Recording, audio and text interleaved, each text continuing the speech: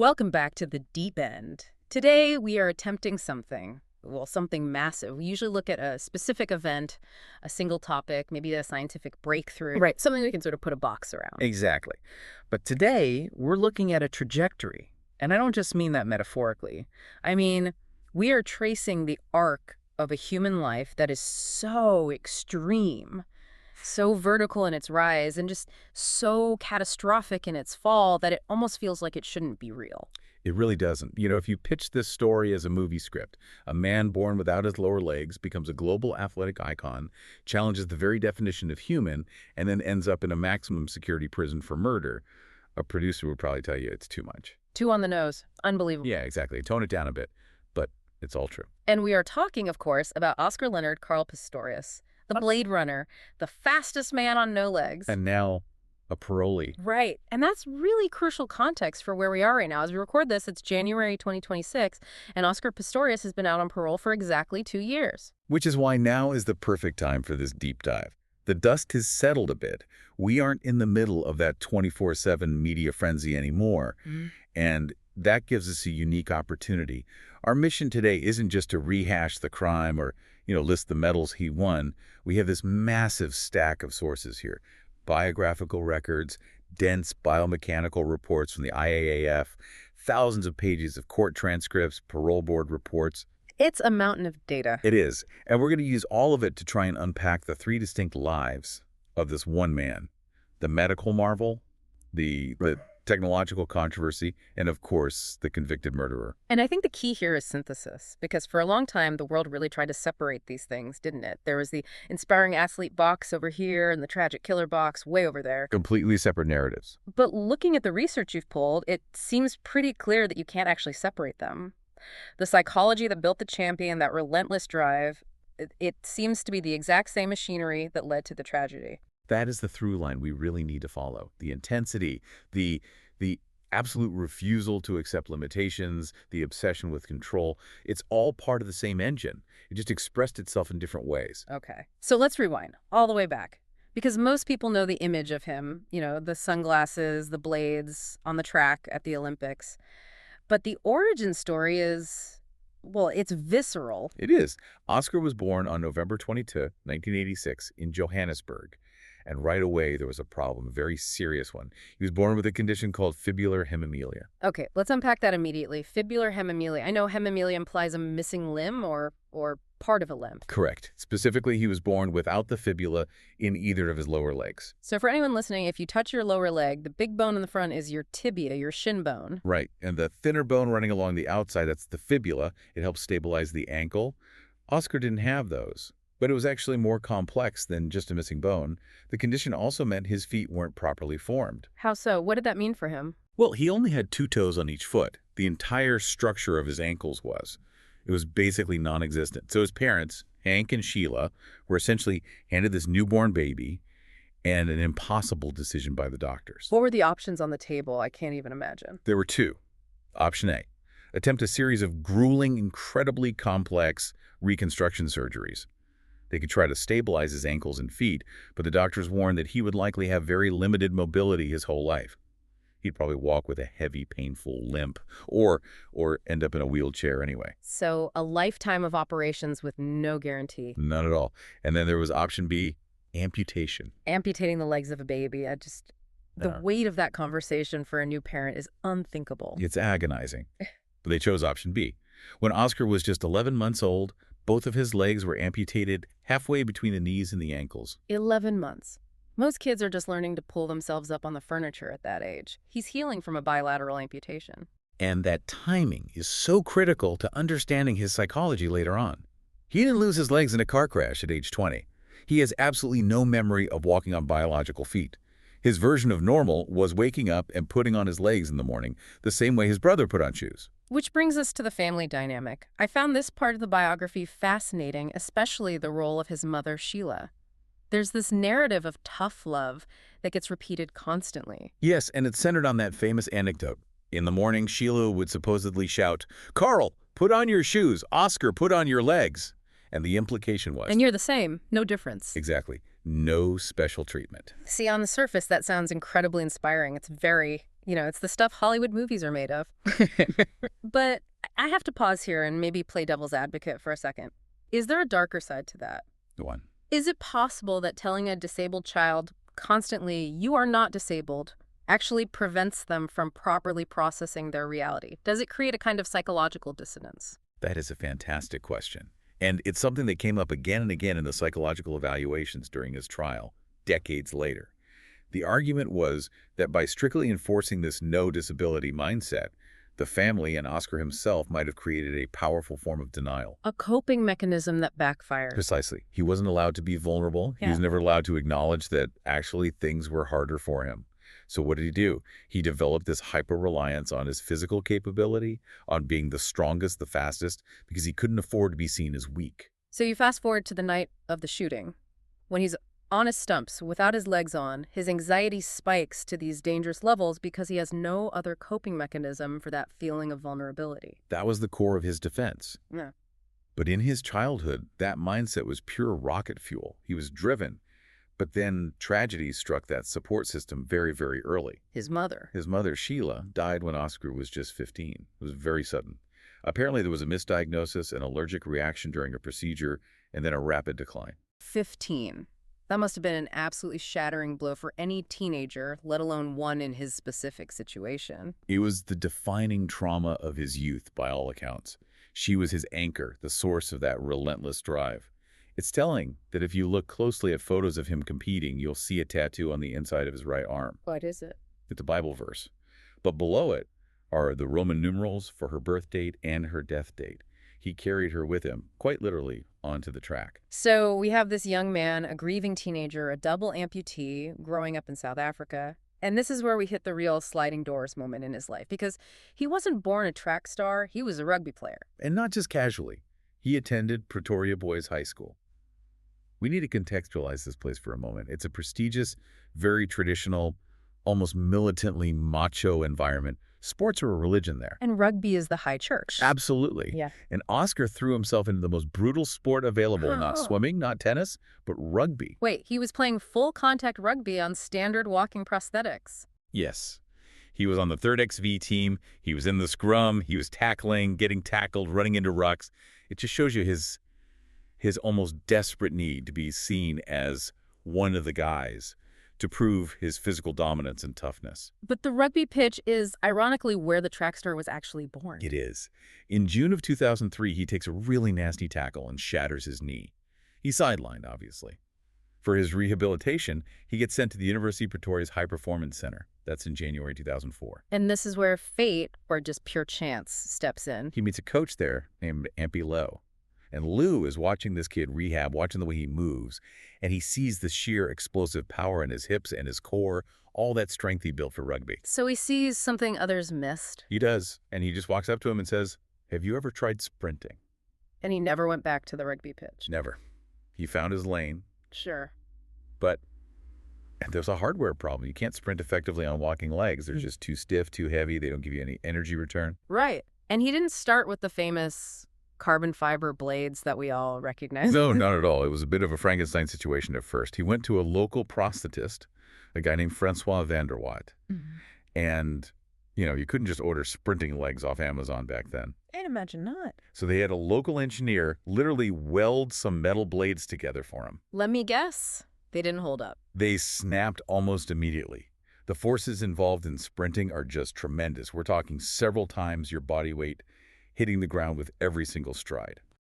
So van der Watt realizes they need the real deal. They need to go to the source. Exactly. He contacts an American Paralympian named Brian Fraser, who is a big name in the sport, and Fraser gets Oscar fitted for the Esser Flexfoot Cheetah. The cheetahs. This is the iconography of the Blade Runner. For anyone who can't picture them, describe them for us. They are these beautiful J-shaped curves of pure carbon fiber. They really do look like the hind legs of a cheetah, hence the name. They're incredibly strong, incredibly light, and they're designed to act as energy return springs. They store and release energy. And once he strapped those on, it was like, what? Like finding the sword in the stone, like everything just clicked into place. It was instant. We were talking about January 2004 when he starts training properly. The Athens Paralympics are in September of 2004, Wait, the same year? the same year.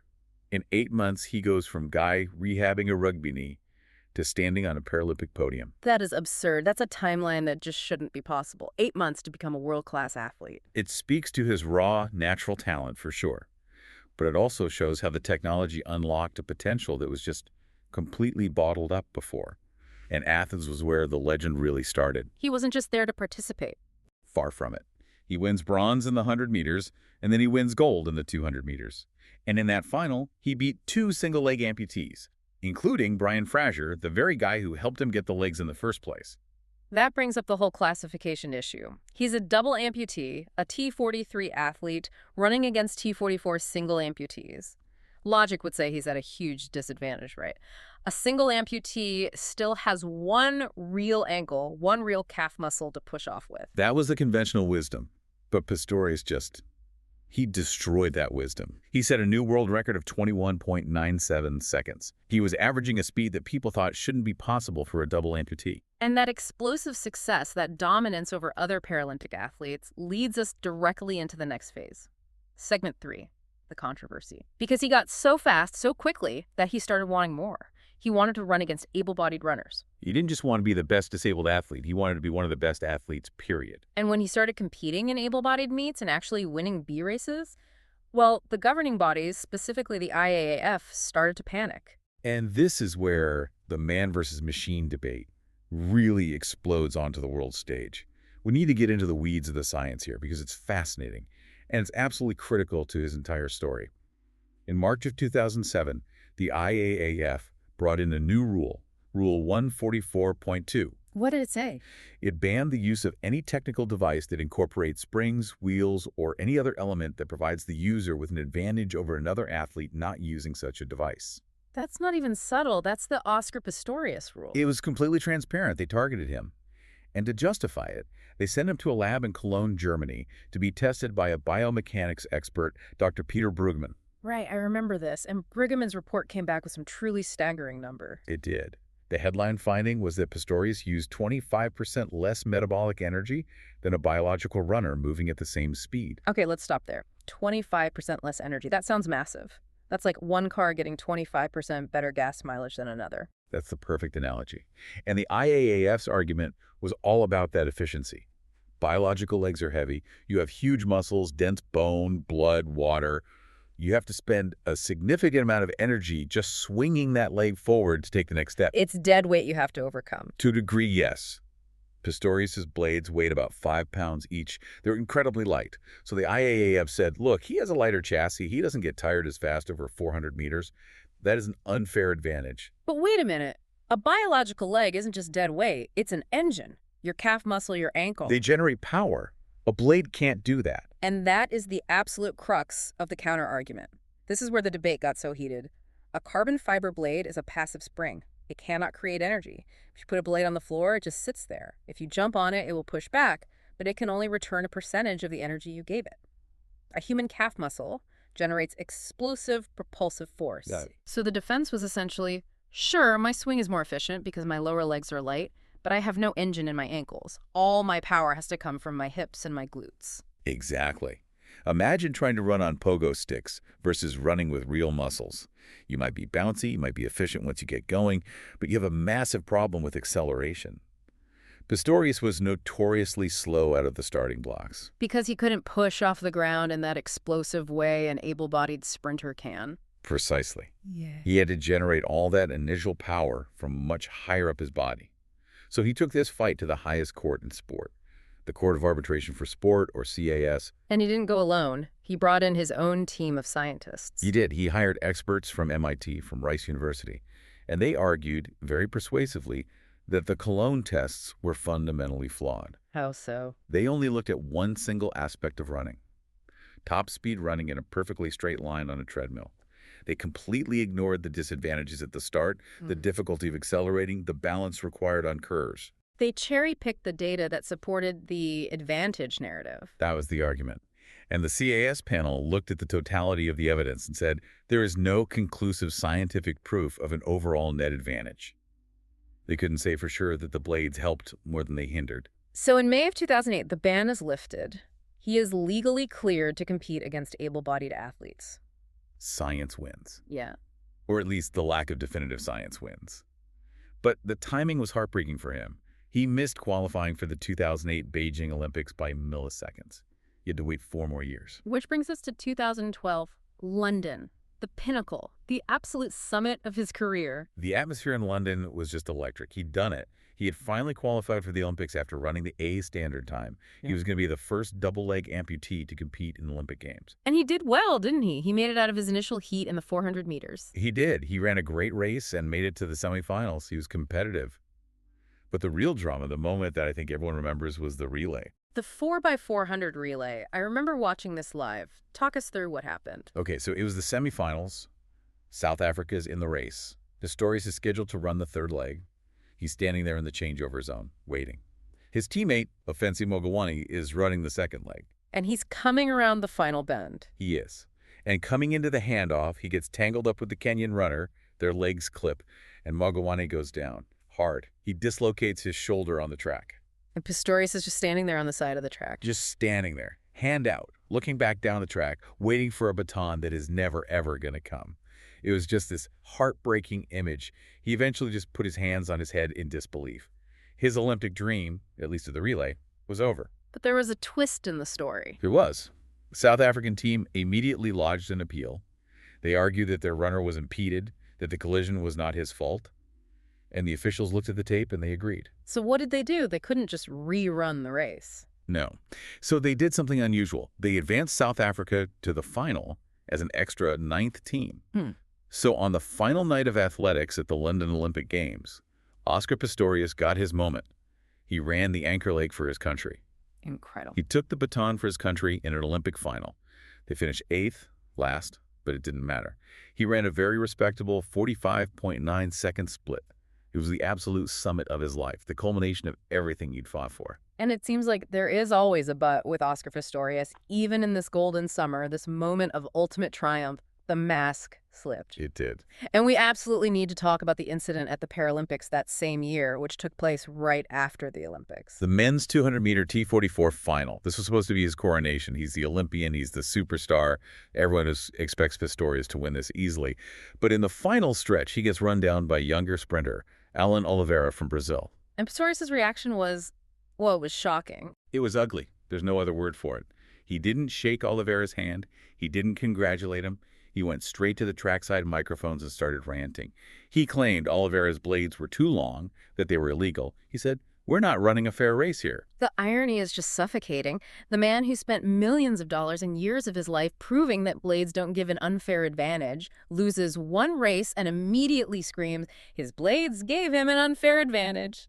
It wasn't just the irony, though. What was so revealing about that moment was that it was a glimpse behind the curtain. For years, the media had polished this image of the humble, gracious, saintly ambassador for disability sport. Right. But in that moment, the second he lost, when he was faced with genuine defeat, we saw a flash of pure, unfiltered narcissism. He effectively told the world, the only way I can possibly lose is if the other guy is cheating. He simply could not process being beaten fairly. He later apologized for the timing of his comments, but not for the substance of them. Correct. He stood by the complaint.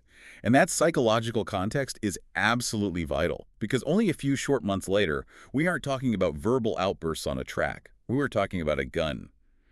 We move from a man who snaps verbally to a man who snaps fatally. Valentine's Day 2013. The pivot point of his entire life. Let's set the scene. It's the early hours of the morning, maybe 3 a.m. We're in Silverwood's country estate in Pretoria, South Africa. This is a fortress of a community. It really is. High walls, electric fences, 24-hour armed security patrols. It's designed to keep the outside world out. And inside house number 286 are Oscar Pistorius and his girlfriend, Riva Steenkamp. Riva was 29, a law graduate, a successful model, a rising television personality. She was, by all accounts, a vibrant and intelligent woman. They had been dating for a few months. And sometime around 3 in the morning, the neighbors hear sounds. First, they report hearing shouting, an argument, then screams. One neighbor described them as blood-curdling, and then shots, 4 distinct gunshots. We need to be very granular here because the details matter immensely in the trial. The weapon. It was a Taurus 9mm pistol, which he kept by his bed, but it's the ammunition that is truly disturbing. He was using Winchester Black Talon rounds. Explain what those are for people who don't know. They're not standard bullets. No, they are a type of hollow point expanding bullet.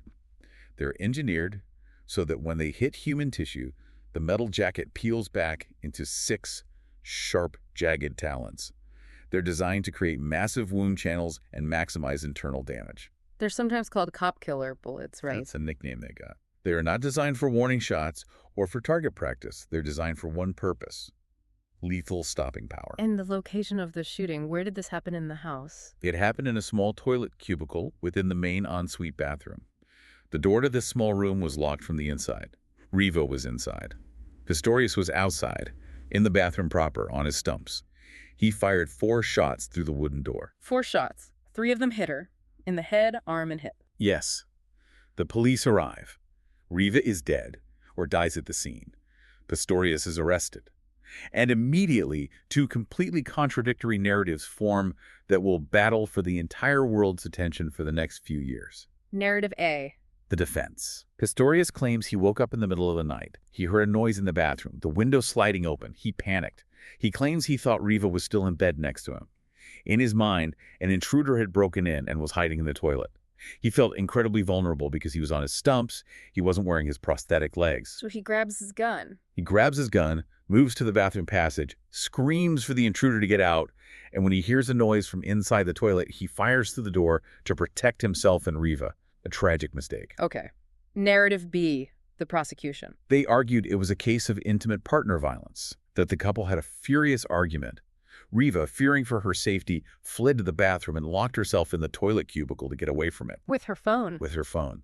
And he followed her in a rage, grabbed his gun, and deliberately shot her through the door. The trial that followed was a global circus. It was one of the first major trials to be broadcast live, gavel to gavel. It had everything. The defendant crying and vomiting in court, expert witnesses analyzing the sound of a cricket bat hitting a door to replicate the sound of gunshots. It was pure spectacle. Yeah.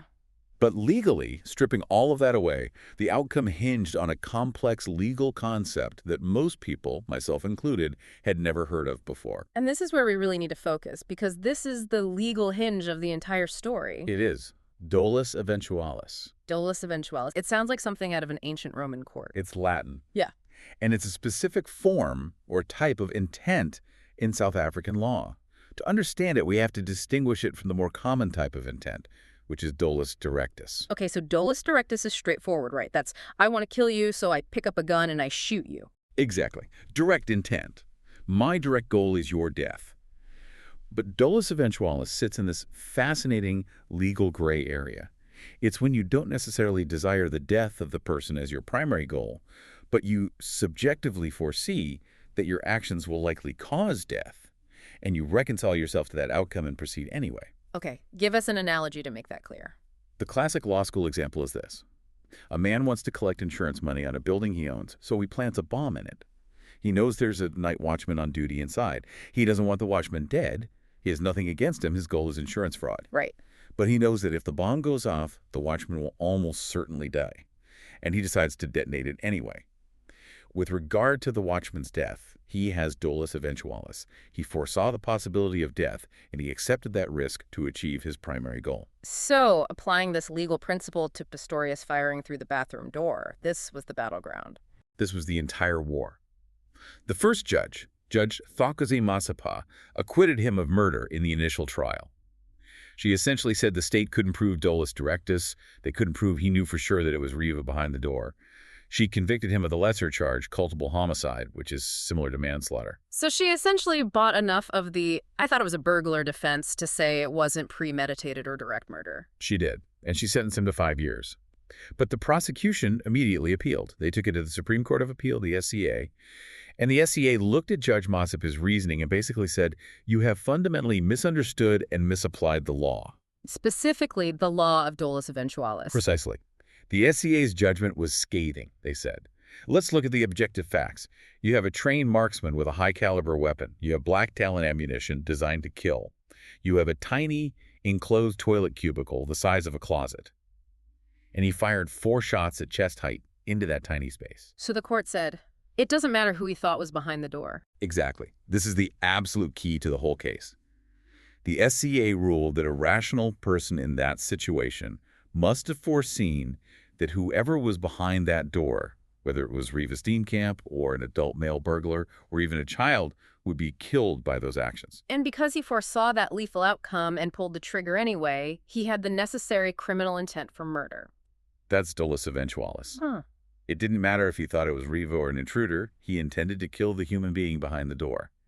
And in December of 2015, the SCA overturned the verdict and found him guilty of murder. So the conviction was finally settled, but then began this bizarre and exhausting sentencing ping-pong. It was a mess. The case goes back to Judge Masipa for resentencing on the murder charge, and in July 2016, she gives him 6 years in prison. Which seems incredibly low. The mandatory minimum sentence for murder in South Africa is usually 15 years. The prosecution thought so too. They immediately appealed the sentence, calling it shockingly lenient and an insult to the victim's family. So back to the Supreme Court of Appeal they went. And the SCA stepped in again. They did. And in November 2017, they put an end to it. They increased his sentence to 13 years and 5 months, which was the standard 15 years minus the time he'd already served. Finally, the legal book was closed. The Olympic hero, the global icon, goes to a maximum security prison for more than a decade. Let's talk about that reality, segment 7. Because prison for a famous double amputee is not a standard experience. No, it's not. He started out at Kagosi Mampuru II prison in Pretoria, which is a tough place. But he was later moved to the Adridgeville Correctional Center. Why the move? Adridgeville was better suited for disabled inmates. They had facilities like bathtubs instead of just showers, because slipping in a communal shower on your stumps is a major, major risk of injury. They had railings in the cells, things like that. It was an acknowledgement of his physical needs. But it wasn't a quiet stay, from the reports we have. Not entirely. There were a few incidents that lead to the press. There were reports of him getting into an altercation with another inmate over the use of a public phone. There was a weird dispute over his use of a tractor in the prison gym and garden area. A tractor? Yeah, apparently it was a privilege he had, and it caused some resentment. And then there was a very dark incident in 2016 where he was rushed to the hospital with deep cuts on his wrists. He claimed he just fell out of bed. He did. But the prison staff reportedly found blades in his cell. It painted a picture of a man in deep psychological distress, really struggling to maintain that tough guy facade when he was stripped of his fame and his prosthetics for long periods. And as he approached the possibility of parole, he had to go through the victim-offender dialogue. This is a unique part of the South African justice system, right? It is. It's rooted in the principles of restorative justice. The idea is that before an offender can be reintegrated into society, they have to face the people they hurt and account for their actions. So he had to meet with Riva's parents. He had to sit down face to face with Barry Steenkamp, Riva's father. Can you even imagine the tension in that room? The grief, the anger. It's almost unimaginable. Yeah. Barry said afterwards that he went in wanting just one thing: the truth. He wanted Pistorius to finally admit that it was an argument, that he knew it was Riva behind that door. But by all accounts, Pistorius stuck to his story. I thought it was a burglar. It was a terrible mistake. So the Steenkamps left that meeting feeling unsatisfied. Riva's mother, June, said publicly that she didn't believe he was truly remorseful or rehabilitated because he couldn't be honest about what happened that night. And yet, the law is the law. He served the minimum required portion of his sentence. There was a bit of a mix-up with the dates, a bureaucratic error that delayed his first parole hearing, but on January 5, 2024, he was released. Released from prison, but not into freedom. He was released into a kind of ghost life. What does that life look like now as we're speaking in 2026? He's been out for 2 years. He is under strict correctional supervision, which will last until his full sentence expires in December of 2029. It's effectively house arrest. He's living at his uncle's mansion in Pretoria. What are the conditions? No alcohol, no giving media interviews. He can't post on social media. He's confined to a certain geographical area. He has to attend therapy for anger management and for gender-based violence. The global superstar who lived in the spotlight is now confined to his uncle's home, completely invisible to the world. Which brings us to the legacy, segment 8. The cultural erasure of Oscar Pistorius is almost total. It's staggering to witness. It is. This is a man who was on the Time 100 list of most influential people in the world. Twice. He was a global hero. Now, it's a punchline. Right. Family Guy did skits about Peter Griffin being his prison roommate. The rapper Lil Dicky had a lyric about him, a pun about having no feet. When pop culture reduces you to a dark joke, you don't really recover from that. And the institutions, the ones that celebrated him, they just washed their hands of him completely. The University of Strathclyde in Scotland revoked his honorary doctorate. The BBC took back his Overseas Sports Personality of the Year award. It's like they tried to press a delete button on the years from 2004 to 2012. But, and here is the really difficult synthesis, you can't delete the physics. What do you mean by that? Well, back in 2008, before all of this, the blind mountaineer Eric Weihenmayer wrote an article for Time magazine about Pistorius, and he said he represented a paradigm shift. And that is still true. He fundamentally changed how the world looks at prosthetics and the limits of human ability. That's a powerful point. He proved that a man with no biological lower legs could run 400 meters in 45 seconds. That fact remains, that achievement is still on the books, even if the man who did it is a convicted murderer.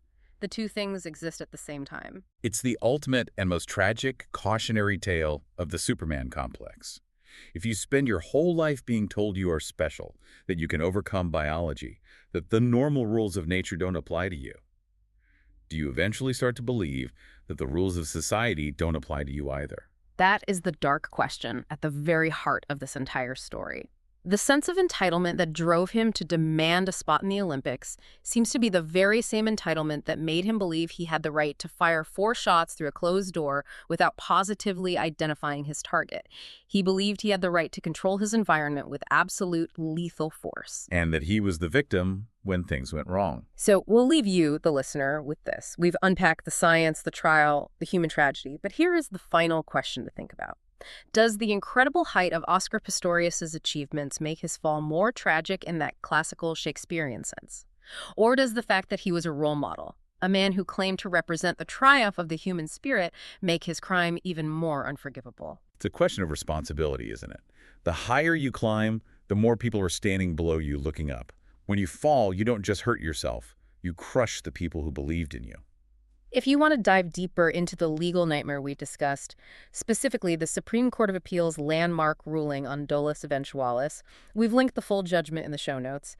It is a dense legal read, but it is a masterclass in criminal law. I'd highly recommend it. It completely changes how you think about the concept of intent. Thanks for diving in with us. It was a heavy one today, but an important one. We'll see you next time.